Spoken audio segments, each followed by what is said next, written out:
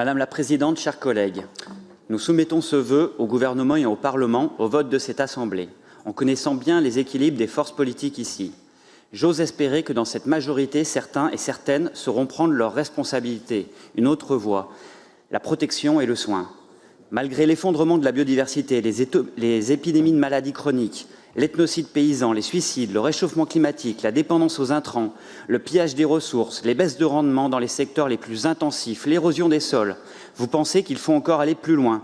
Vous pensez vraiment que les quelques garde-fous écologiques qui ont été conquis pour un peu nous protéger des pires nuisances de l'agro-industrie sont la contrainte à l'exercice de notre métier d'agriculteur? Votre majorité promeut la loi Duplon, la loi des régressions, la loi toxique. L'histoire dira, ils et elles savaient et ont préféré l'agrobusiness et la compétition au détriment de notre santé, de la biodiversité, de nos ressources vitales et aussi du monde paysan.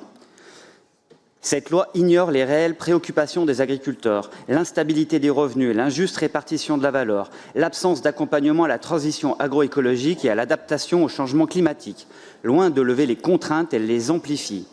Cette loi favorise la destruction du vivant, dépendance aux pesticides, facilitation de l'accaparement de l'eau, destruction de zones humides, allègement des normes pour les élevages industriels. Cette loi est contre la santé, la science et l'intérêt général. Priorité à l'usage des pesticides, réintroduction des néonicotinoïdes, affaiblissement de l'indépendance de l'Agence de sécurité sanitaire.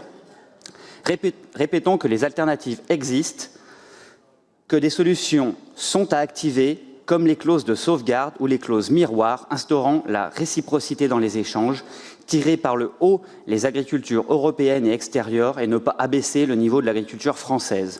Le progrès, c'est de faire mieux avec moins de technologie et plus d'agronomie. Merci.